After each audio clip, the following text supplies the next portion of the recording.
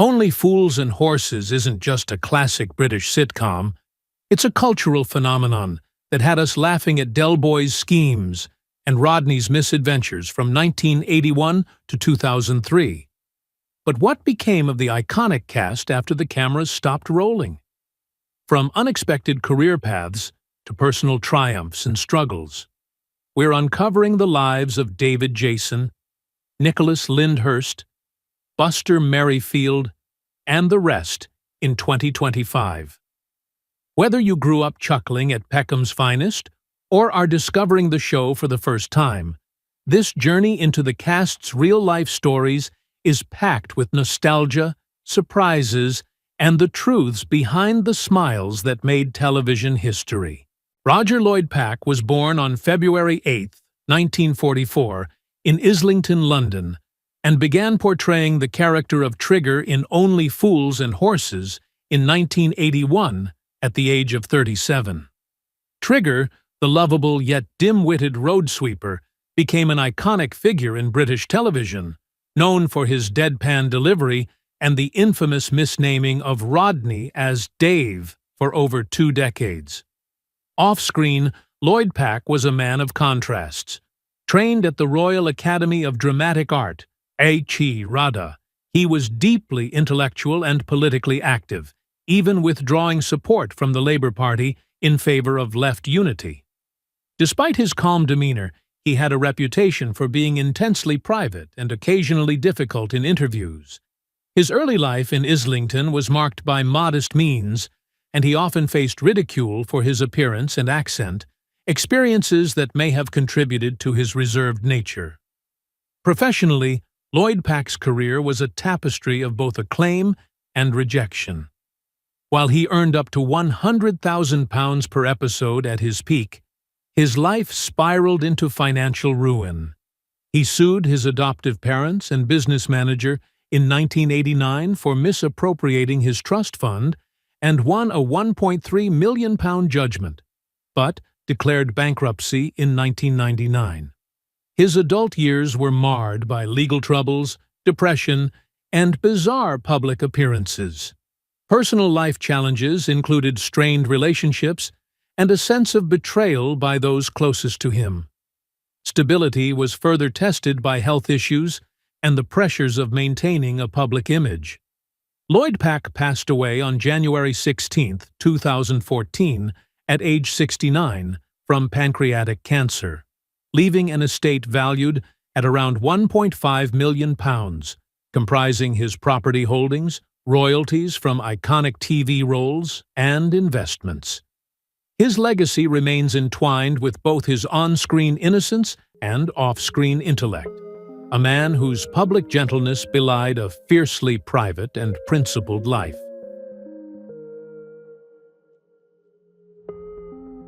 John Challis, born on August 16, 1942, in Clifton, Bristol, became Boycie in Only Fools and Horses in 1981 at age 39. Boycie's sardonic wit, ostentatious airs, and scheming second-hand car dealer persona made him the perfect foil to Del Boy, a character whose inflated self-regard and oily laugh cemented him as an iconic sitcom antagonist. Challis's early years in Clifton, Bristol, were colored by economic hardship, early exposure to drama, and a sense of needing to perform confidence he did not always feel, experiences that shaped both his adaptability and an undercurrent of personal insecurity. Professionally, he was versatile, moving between Shakespearean theater, television, and pantomime, but not without friction. Multiple marriages, on-set disagreements, and a controversial brass eye appearance exposed him to public embarrassment and the occasional perception of naivety. Personal life was tumultuous, with 4 marriages and no children, and moments of public ridicule occasionally punctuated his otherwise respected career. Stability was tested repeatedly by health struggles, financial management issues, and the pressures of sustaining a decades-long career in entertainment. He passed away peacefully on September 17, 2021, aged 79, after a long battle with cancer. His estate, estimated at around £2 million, included properties, royalties from the sitcom, and earnings from his spin-off, The Green Grass. Chalice's life was a blend of comedic brilliance, private eccentricity, and occasional scandal, leaving behind a legacy as enduringly complex as Boycie himself. Buster Merryfield, born Harry Merryfield on November 27, 1920, in Battersea, London, joined Only Fools and Horses in 1985 at the age of 65, stepping into the role of Uncle Albert after the death of Leonard Pierce. Albert's naval anecdotes, rum-swilling bravado, and endless sea tales created one of British sitcoms' most enduringly lovable figures. In stark contrast, Merryfield was a lifelong teetotaler, disciplined ex-bank manager, and Army PT instructor who only embraced acting at 57, maintaining rigorous self-control that belied his boozy screen persona. His childhood in Battersea was unremarkable, yet framed by modest circumstances, early exposure to strict regimentation, and societal pressures that demanded stoicism. Professionally, he navigated the choppy waters of theater, television, and film, achieving acclaim but also facing rejection and periods of underemployment. Personal relationships included 2 marriages and 4 children, with occasional strains exposed in interviews and biographies, though nothing scandalous. Stability was punctuated by private battles and the quiet grief of losing colleagues and enduring the industry's fickleness. Merryfield passed away on June 23, 1999, at age 78 from a brain tumor, leaving an estate valued at under £500,000, reflecting a lifetime of late career success without the accumulation of significant wealth. His legacy is a curious blend of public warmth and private discipline, a man who played one of the nation's most mischievous drunks while living a life of remarkable personal restraint.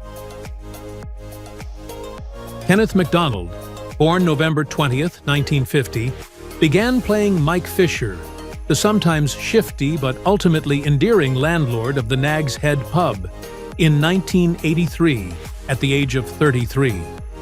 Mike was the archetype of the reluctant middleman, caught between Del Boy's harebrained schemes and the law, his mild-mannered, often exasperated demeanor offering a stabilizing counterpoint to the chaos of Peckham's most famous wheeler dealer. Yet behind the genial pub landlord was a man whose off-screen life carried shadows that rarely made it into the tabloids. Born into a modest London family, MacDonald's childhood was marked by financial instability and the loss of his father, forcing him to grow up quickly and hide vulnerability behind a confident, sometimes defiant exterior. His formative years left him sensitive to criticism, something that would follow him into the acting world, where he was occasionally labeled difficult, a heavy smoker, and a man who could hold grudges against colleagues and producers alike. Professionally, he had successes, like his earlier work in It Ain't Half Hot Mum, but also setbacks, including tense disputes over creative control and accusations of being temperamental on set, with rumors circulating that he almost lost the Mike Fisher role due to clashes with producers. He battled private demons, alcohol, smoking, and the psychological toll of performing in a long-running, high-profile sitcom. Personal life was equally turbulent, with long-term relationships fraught with instability and separations that attracted gossip, though MacDonald was skilled at keeping most intimate details out of the press.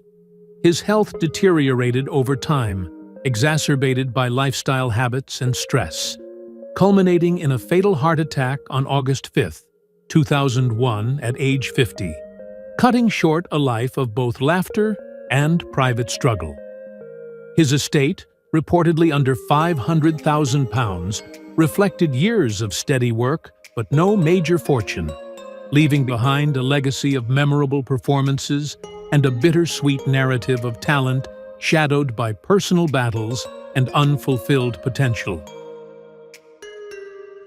David Jason, born February 2nd, 1940, took on the role of Derek Delboy Trotter in 1981 at age 41.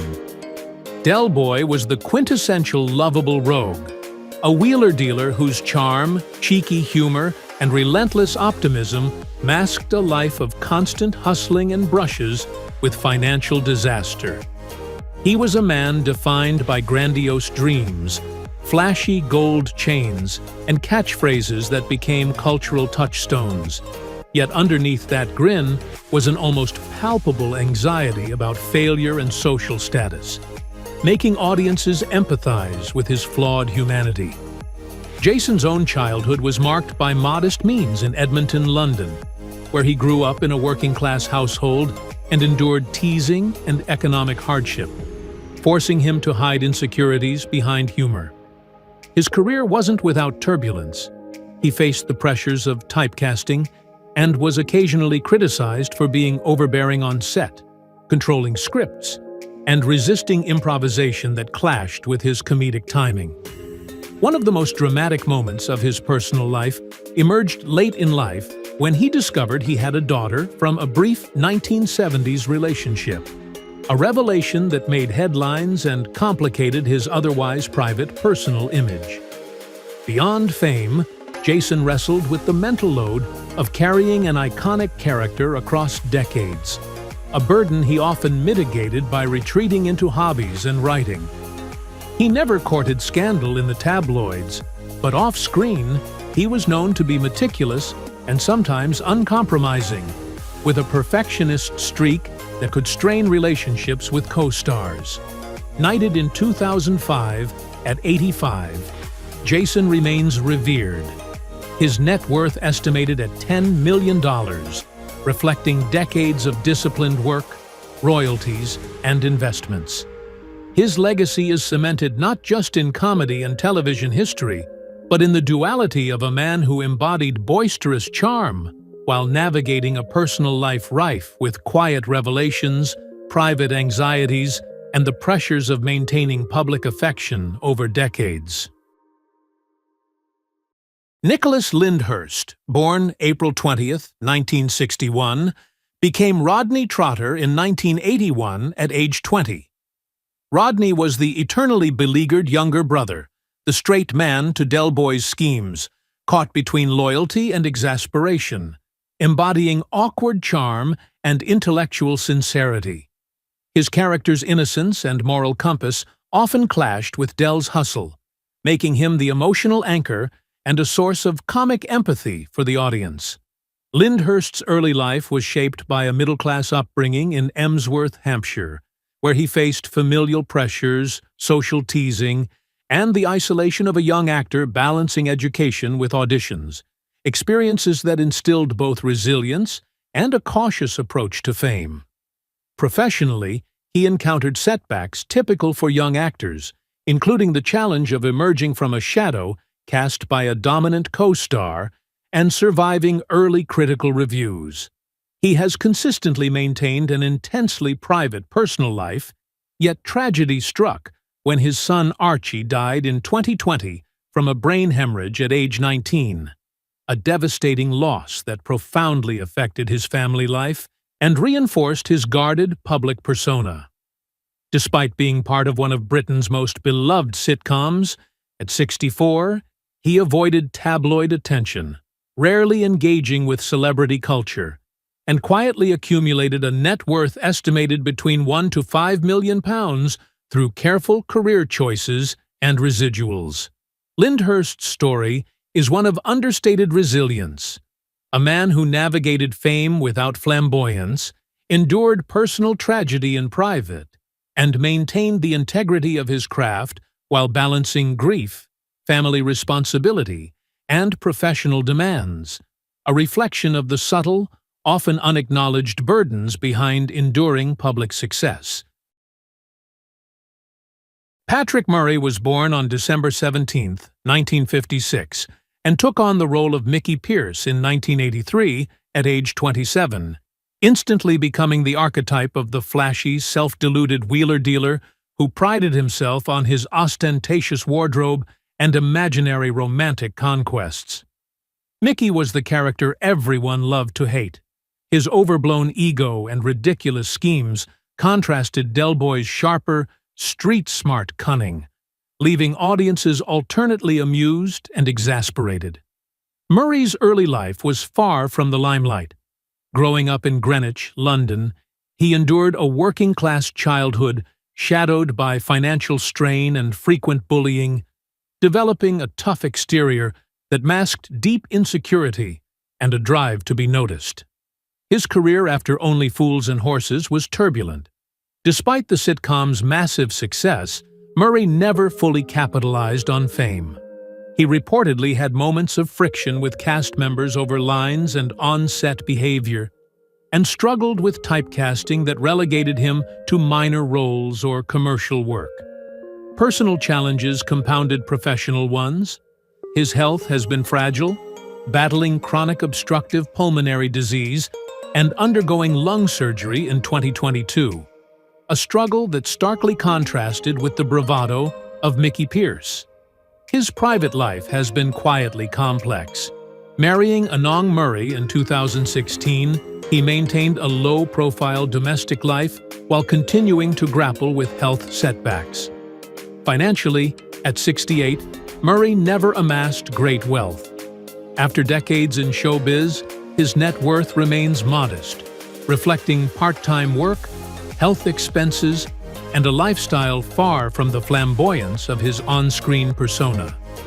The darker reality behind the glimmering collars and fake bravado is a narrative of survival, vulnerability, and the often invisible consequences of early fame, illustrating a man who became a cultural touchstone yet struggled to anchor himself outside the laughter of others. Tessa Peake Jones was born on May 9, 1957, and joined Only Fools and Horses as Raquel Turner in 1988 at age 31, bringing to life Del Boy's stabilizing influence with elegance, wit, and grounded realism. Raquel's character was a rare blend of patience and intelligence, serving as both a moral compass and emotional anchor for Del Boy, and her evolution from a temporary love interest to a core character reflected Peake Jones's magnetic on-screen presence. Childhood for Tessa was marked by modest means and social pressures in Hammersmith, London, where she faced teasing for her artistic ambitions and a persistent sense of needing to prove herself, learning early to mask vulnerability with poise and humor. Her career was steady, but not without setbacks. Despite her talent, she often confronted the British TV industry's notorious typecasting, and occasional disputes over contracts and role interpretations were whispered about in industry circles. Her personal life contained turbulence. A nearly three-decade relationship with actor Douglas Hodge ended in 2013, leaving her to navigate both separation and co-parenting of two children, all while maintaining professional decorum. Peake Jones has been notable for her discretion, avoiding tabloid scandal, though behind the curtains she wrestled with the pressures of maintaining a public image alongside private griefs, including the gradual aging process in an industry obsessed with youth. At 68, her financial standing reflects long-term stability rather than ostentation, with an estimated net worth around $3 million, composed of earnings from television, stage, and ongoing drama work. Peake Jones's story is compelling not for shocking incidents, but for the quiet tension between personal sacrifice and public acclaim, revealing a woman whose brilliance on screen coexisted with the less glamorous realities of love, ambition, and resilience. Dennis Lill was born on April 22, 1942, and joined Only Fools and Horses in 1989 at age 47 as Alan Parry, Cassandra's rigid and often disapproving father. Alan's stern demeanor and snobbish moralizing provided a constant foil to Del Boy's chaotic charm, and Lil's performance imbued the role with a subtle humor that belied its surface severity, making him unexpectedly endearing to audiences. Lil's early life in Hamilton, New Zealand, was far from glamorous. He grew up in a modest household with a father who was strict and emotionally distant, instilling in him both resilience and a lifelong reticence. His path to acting was punctuated by struggle, including a stint in the Royal New Zealand Air Force and a move to the UK in the 1960s that forced him to navigate a fiercely competitive television and theatre scene. Career highlights include Doctor Who, Rumpole of the Bailey, and The Royal. Yet he faced repeated typecasting as authority figures and endured periods of sparse work that tested his patience and finances. Lil has long been protective of his private life, but whispers circulated about strained relationships with co-stars, particularly regarding his perfectionist tendencies and tendency to dominate rehearsal spaces. Some colleagues quietly branded him difficult, though nothing ever reached scandalous proportions. Personal life has also seen shadows. His marriage to Vanessa involved reported tensions around career versus family balance. And while no public debacles arose, close friends hint at private spats and quiet sacrifices. Lil endured the death of his parents and the usual vicissitudes of aging in an industry that prizes youth. Yet he remained remarkably steadfast. Now, 83, Dennis Lil lives in Dorset with his wife, maintaining a comfortable, though discreet, lifestyle. His net worth is not publicly disclosed, but is widely believed to reflect decades of steady work and smart management of his stage and screen earnings, leaving him a quietly solid financial legacy.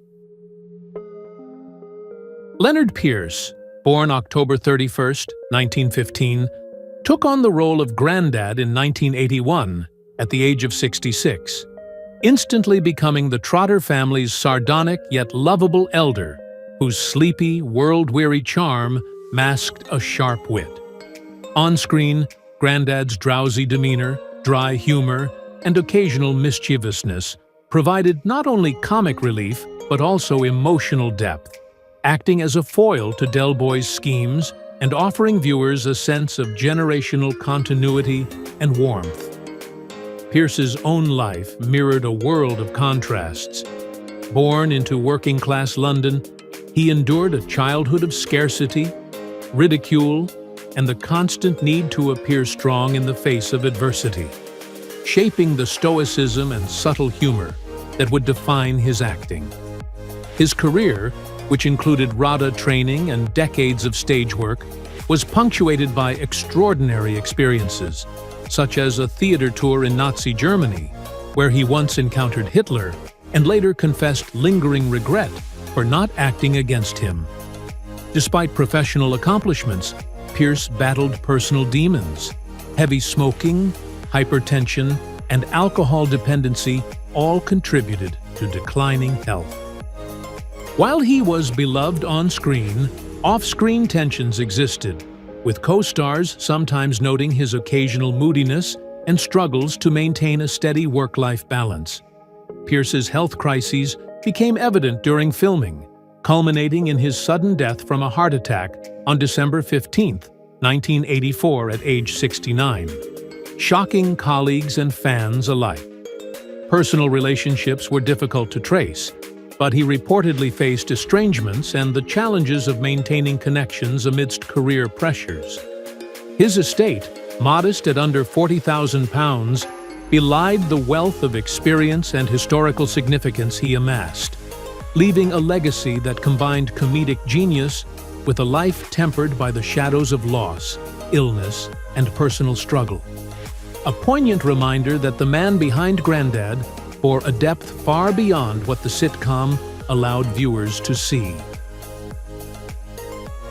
Jim Broadbent was born on May 24, 1949, and took on the role of Roy Slater, the corrupt, vengeful police officer in 1983 at age 34. Slater's manipulative, morally bankrupt persona struck a chilling chord with audiences. And though his appearances were limited, Broadbent's razor-sharp embodiment of villainy left a lasting imprint on the series, making him both despised and admired. Broadbent's upbringing in Lincolnshire, England, was modest and marked by the emotional austerity typical of post-war Britain, instilling a certain resilience, but also an early awareness of social hierarchies and the precariousness of personal ambition. Career highs include an Oscar win for Iris and standout roles in Moulin Rouge, Harry Potter, and The Iron Lady, but the road was far from smooth. He weathered extended periods of unemployment, occasional harsh criticism, and the industry's typecasting that could have derailed a lesser actor.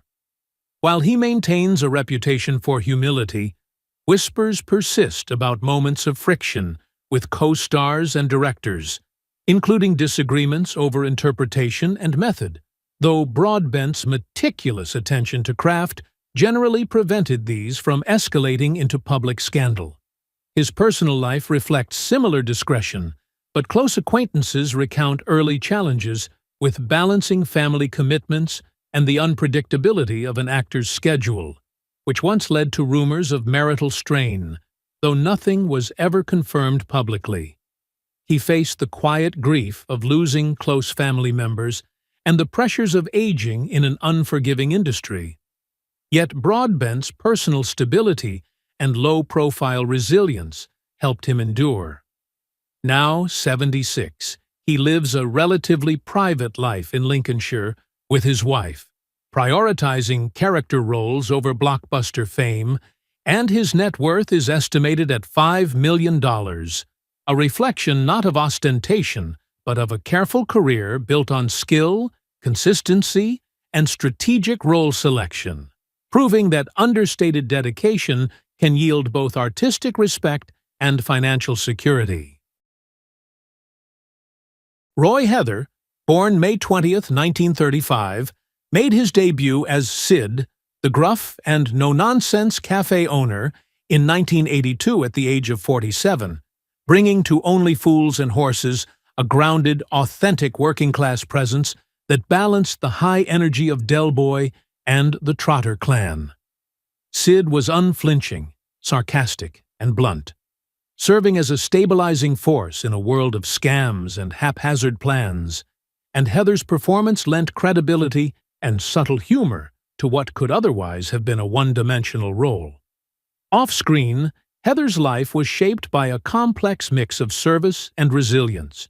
He served in the Royal Air Force and worked as a door-to-door salesman before embarking on acting professionally in his mid-40s, facing the twin challenges of a late start in the entertainment industry and skepticism from casting directors. His childhood and youth were marked by limited resources, familial pressures, and the need to cultivate perseverance and self-reliance, experiences that informed the no-nonsense persona he later portrayed. Career challenges included periods of underemployment, typecasting as curmudgeonly supporting characters, and navigating the competitive pressures of British television. But Heather carved a niche for himself through reliability and subtle comic timing. He was intensely private, avoiding scandal and public scrutiny, though colleagues noted he could be stubborn, opinionated, and resistant to interference on set. Personal life remained largely shielded from the press, with few reports of marital conflict or controversy, though advancing age brought health concerns. Heather passed away on September 3, 2014 at 79, leaving behind a quiet but enduring legacy in British television.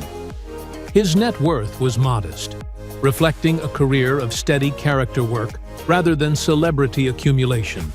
And while Sid may have been a small supporting figure in the narrative, Heather's contributions added layers of realism and authenticity to the series, securing him a lasting place in the hearts of fans while exemplifying a life of craft, resilience, and understated dedication amidst personal and professional challenges. Gwyneth Strong, born December 2, 1959, joined Only Fools and Horses in 1989 at age 30 as Cassandra Trotter, Rodney's intelligent, ambitious, and occasionally exasperated wife. Cassandra's character was a stabilizing force in the chaotic Trotter household, bringing reason and professional ambition into constant friction with Del Boy's impulsive schemes, embodying both humor and frustration in equal measure. Strong's early life in London involved navigating an often competitive acting world while growing up in a family that, though supportive, demanded high achievement.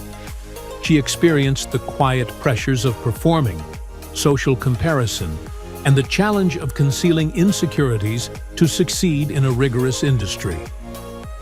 Career-wise, she faced the struggles of sustaining a long-term television presence while juggling stage roles, often confronting the subtle sidelining of women in comedy and the limited opportunities for characters who weren't as overtly comedic as Del or Rodney. Off-screen, Strong has cultivated a reputation for discretion, philanthropy, and activism, notably serving as a patron for ovarian cancer action, while her marriage to actor Jesse Birdsall, though stable, required careful navigation of public attention versus private life. She has consistently avoided scandal, cultivating a grounded existence, but her personal life reflects the constant balancing act of professional ambition, familial responsibilities, and maintaining relevance in a volatile industry. At 65, her financial situation is solid, but not ostentatious.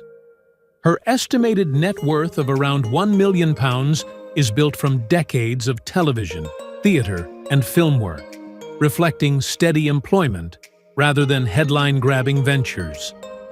Strong's enduring appeal lies in her ability to embody relatability and intelligence on screen while managing a career and private life without succumbing to the pressures of celebrity culture, creating a life defined by subtle influence, measured success, and careful stewardship of both craft and reputation. Paul Barber was born on March 18, 1951, and began portraying Denzel Tulser in 1983 at age 32, embodying the patient, often exasperated lorry driver who constantly found himself ensnared in Del Boy's ill-fated get-rich-quick schemes. Denzel's humor and human decency resonated with audiences, providing a foil for the Trotter's chaos while adding depth to the East End milieu. Barber's childhood was a crucible of hardship. Orphaned at a young age and placed in abusive foster homes, he endured neglect, social alienation, and early exposure to systemic failures, experiences that he later channeled into his acting, giving his characters an authenticity born of survival. Professionally, Barber's path was a mixture of triumph and adversity. His talent secured him prominent roles such as Horse in The Full Monty, but he also faced periods of unemployment and professional uncertainty. Personal challenges intertwined with career pressure, including family responsibilities and lingering trauma from his formative years, which he detailed in his autobiography, revealing a stark portrait of resilience and emotional labor. Barber has managed to stay grounded despite fame, maintaining connections to Liverpool and supporting local causes, though he has faced health scares and the ongoing pressures of sustaining a career into his 70s. Financially, his estimated net worth at 74 of around £1 million reflects prudent management of acting income, residuals, and continued work in television and film. Barber's life is a study in contrasts. The comedic relief, beloved by millions, cloaking the scars of early deprivation, the personal sacrifices that underpin professional achievement, and a persistent commitment to both craft and community. making him a quietly heroic figure whose legacy extends far beyond the laughter he inspired. Wanda Ventham was born on August 5, 1935, and debuted as Pamela Perry, Cassandra's haughty and often cruel mother, in 1989 at age 54. Pamela's icy poise, biting sarcasm, and unyielding sense of social superiority made her a thorn in Del Boy's side, and Ventham's delivery of each sneer and raised eyebrow became a hallmark of the show's comedic tension. Yet behind the poised exterior lies a more complex personal story.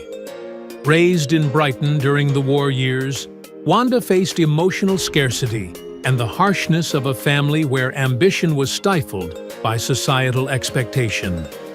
She often recalls being teased for her intelligence and independence, which left lasting scars and a tendency to guard her inner life fiercely.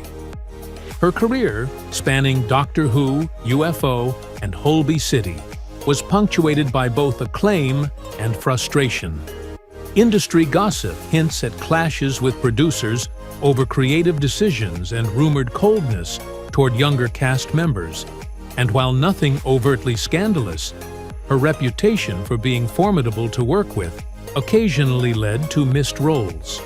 On the personal front, she married fellow actor Timothy Carlton in 1976, and together they raised Benedict Cumberbatch, whose meteoric rise reportedly caused familial tension as he navigated fame far beyond their modest expectations.